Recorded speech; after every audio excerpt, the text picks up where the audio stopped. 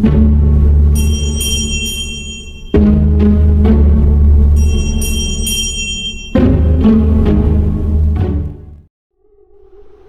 वालेकुम and welcome to my YouTube channel. उम्मीद करता हूँ आप खैरियत से होंगे। आज की हमारी कहानी का मौजू है खूबसूरत चुड़ैल। मेरा नाम तैयब है। ये सर्दी की एक रात 11 बजे मैं अपनी बीवी फातिमा के साथ खाने के टेबल पे बैठा खाना खा रहा था कि अचानक मेरे दोस्त अली का फ़ोन आया।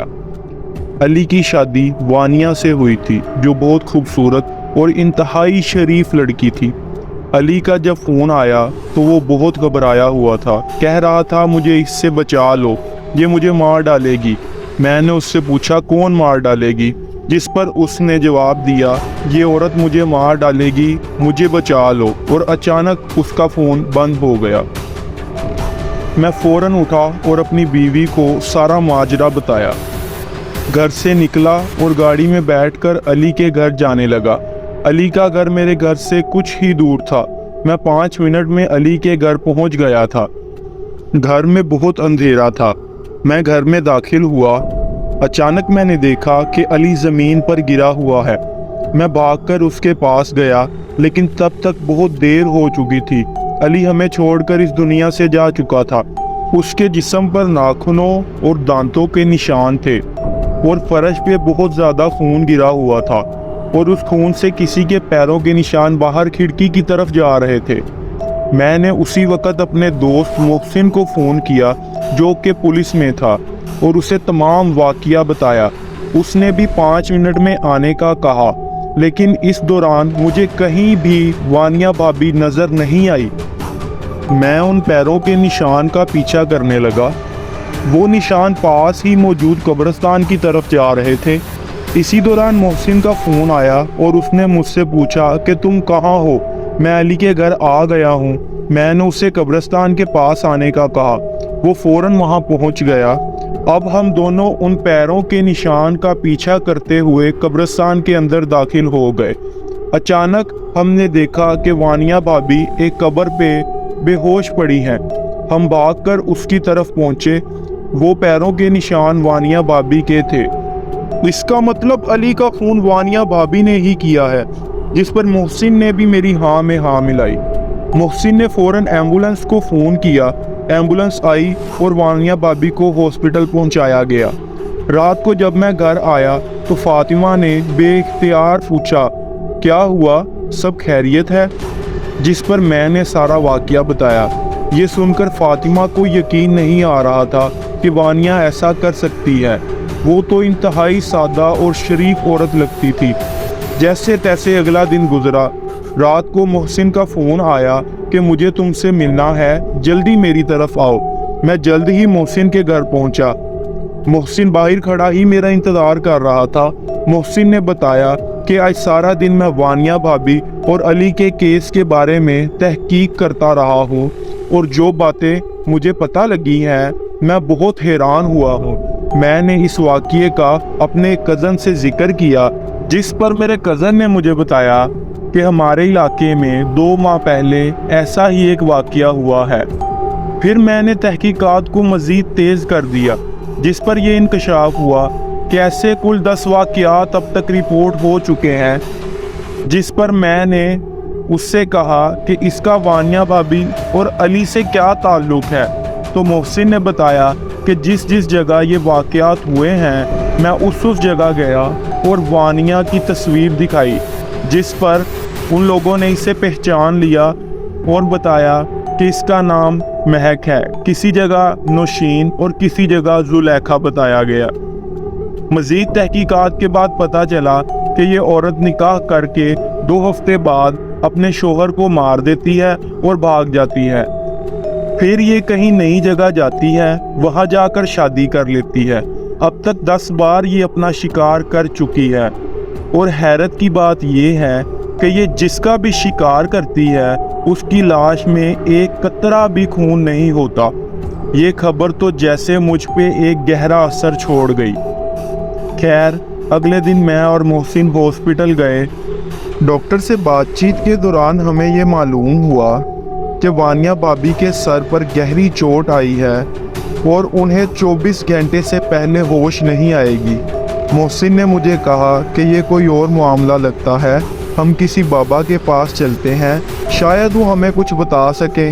फिर हम एक जानने वाले बाबा के पास निकल पड़े। वहाँ पहुंचकर हमने बाबा से तमाम वाक़या अर्ज़ किया तो बाबा ने कुछ पढ़कर हमें कहा कि मैंने अपने मुवक्किल भेजे हैं, कुछ देर में सब पता लग जाएगा।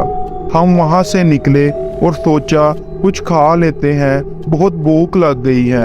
अभी हम पास ही मौजूद एक होटल से खाना खा रहे थे कि मोहसिन को डॉक्टर का फ़ोन आया कि वानिया लेडी कांस्टेबल को मार कर वहाँ से भाग गई है। हम बहुत घबरा गए और फ़ौरन बाबा के पास दोबारा गए।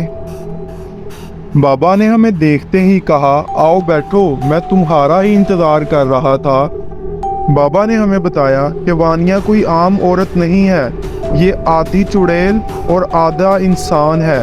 ये एक हिंदू पंडित और एक चुड़ैल के मिलाप से पैदा हुई है। एक हिंदू पंडित ने तपस्या करके एक चुड़ैल को हाजिर किया और बाद में पंडित को चुड़ैल से प्यार हो गया और उन्होंने शादी कर ली, जिसके नतीजे में ये पैदा हुई। फिर बाबा जी ने मज़ीद कुछ अहम बातें बताई। मैंने बाबा जी से इस परेशानी का हल पूछा तो बाबा जी ने एक अमल बताया जो कि एक कब्रिस्तान में रात को इशा के बाद शुरू करना था और सुबह फजर की अजान की आवाज़ कानों में पड़ने तक जारी रखना था। इस दौरान कुछ भी हो जाए, बेशक तुम्हारी बीवी, बच्चे या मैं, कोई भी तुम्हें आके ये कहे कि अमल बंद कर दो, तुमने किसी पे भी ध्यान नहीं देना। ये सब तुम्हारी नज़र का धोखा होगा। तुम्हें अपना अमल जारी रखना होगा और जब एक बार अमल शुरू हो गया तो किसी भी सूरत हिसार से बाहर नहीं जा सकते, वरना जान जाने का खतरा होगा। मैंने ठान ली कि मैं ये अमल करूँगा और अपने दोस्त को इंसाफ दिलाऊँगा।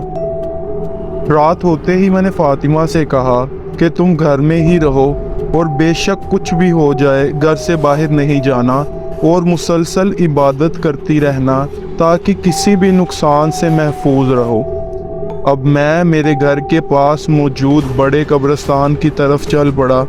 एक पुरानी कब्र पे बैठकर आयतल कुर्सी का हिसार बांधा और अमल शुरू कर दिया। पहले एक आधा घंटा तो सब नॉर्मल रहा। अचानक तेज़ हवा चलने लगी और तेज़ बारिश होने लगी और वो बारिश खून की थी जो कि हिसार के बाहर हो रही थी।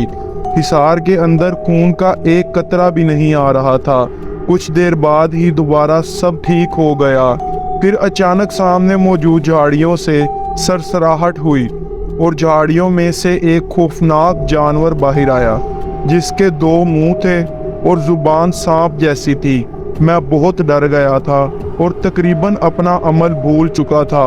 मैंने अपने हवास पर काबू किया और तेज़ तेज़ अमल शुरू कर दिया, जिस पर उस जानवर को बहुत गुस्सा आया और वो मेरी जानिब दौड़ने लगा। जैसे ही उसने हिसार को छुआ वो गायब हो गया। अब मेरी जान में जान आई। मैंने फिर से अमल शुरू किया। कुछ देर बाद मुझे सामने से बाबा जी, फातिमा, अली और मोहसिन आते हुए दिखाई दिए। उन्होंने मुझसे कहा कि तैयब, तुम ये अमल छोड़ दो, हमने वानिया को माफ़ कर दिया है। अब उसने तौबा कर ली है कि वो किसी किस्म का कोई भी ऐसा काम नहीं करेगी। मैं खड़ा होने ही वाला था कि मेरे कानों में बाबा जी की आवाज़ आई कि ये सब नज़र का धोखा है, तुम अमल जारी रखो। मैं फिर अमल में मसरूफ़ हो गया और वह सब गायब हो गए। अब रात काफ़ी हो गई थी।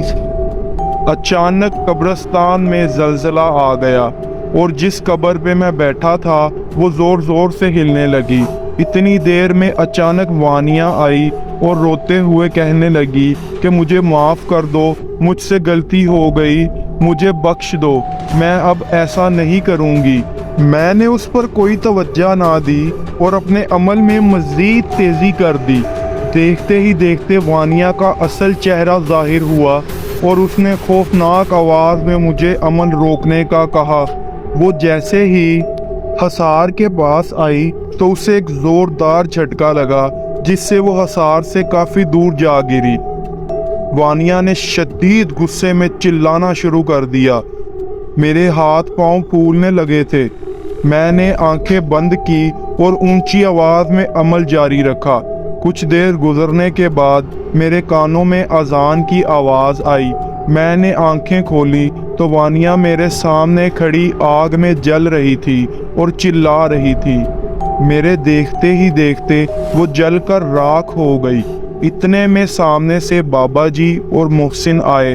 उन्होंने उस राख को इकट्ठा किया और एक गड्ढा बनाकर उसमें दबा दिया। मैं कामयाब हो गया था। मैं बहुत खुश था कि मैंने अपने दोस्त को इंसाफ दिला दिया। तो कैसी लगी आपको हमारी आज की कहानी? हमें कमेंट्स में ज़रूर बताएं और हमारी वीडियो को लाइक और चैनल को सब्सक्राइब करें ताकि अगली आने वाली ऐसी ही पुरअसरार और हॉन्टेड कहानियों से आप महफूज हो सकें।